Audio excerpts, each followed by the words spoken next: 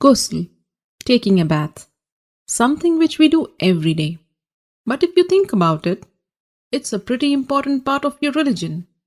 Because if you are not ritually pure, you cannot perform some important religious deeds. And how much time and effort you put into learning the correct manner of ghusl, and how consciously and how well you perform the ghusl, shows your concern for the way you stand before Allah. Because al-ghuslu amana bayna al-abdi wa bayna rabbihi. Ghusl is a trust between you and your Rabb.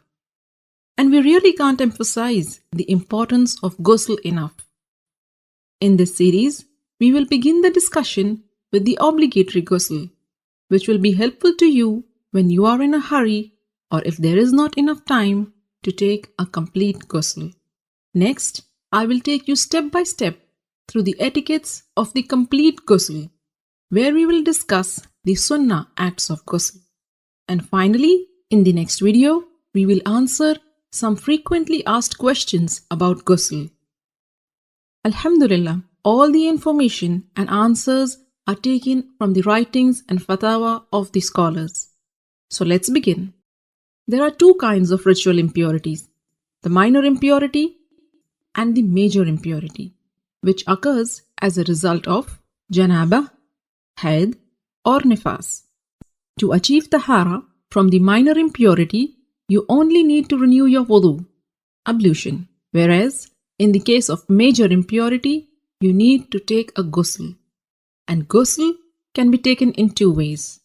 A complete ghusl with all the sunnahs of the Prophet, and a partial or a sufficient ghusl, which means only doing what is obligatory to free yourself from the ritual impurity. So what are these obligatory acts of ghusl? A beforehand niyyah, intention that you are taking this bath to purify yourself from the major ritual impurity. Rinsing your mouth and nose, and letting water run over your entire body at least once. Make sure it reaches every part of it, even your scalp under the thick hair. If you manage to do this much, then you have purified yourself from the major ritual impurity.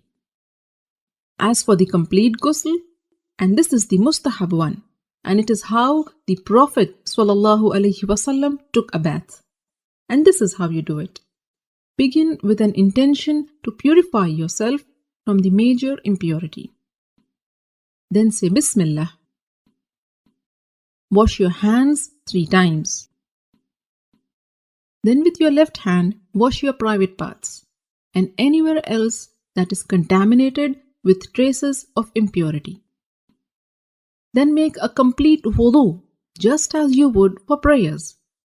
Then pour water over your head 3 times, rubbing and making sure that it thoroughly reaches your scalp.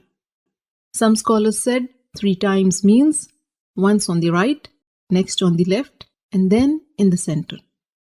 And then pour water and wash the entire body, beginning with the right side, then the left, while rubbing it with your hands so that you are sure you haven't missed any part. So these are the etiquettes of the complete ghusl.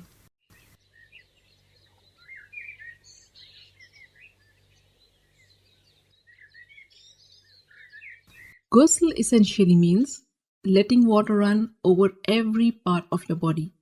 So if you are wearing a ring, you should move it. And if it is so tight that the water won't reach the skin underneath, then you have to remove it. Cosmetic items which form a barrier and prevent the water from reaching your skin must also be taken off. In a narration of Maymuna radiallahu ta'ala anha, it is mentioned that the Prophet sallallahu alaihi wasallam moved away from the spot where he had been taking ghusl, and then he washed his feet. Shaykh Ibn al-Uthaymeen rahimahullah explained that what is apparent from the various narrations is that the Prophet washed his feet after ghusl only when there was a need. Like if the floor is made of dirt, and if the feet are not washed, they will remain soiled. So you may want to wash your feet after ghusl if there is a need. With this, you are now well informed about the how-to of the perfect ghusl. For more how-to guides, subscribe to the Striving Muslimah YouTube channel or get yourself to TheStrivingMuslimah.com and subscribe to the mailing list. I will keep you updated about all the latest videos and interesting articles. Don't forget to share this how-to guide with your family and friends.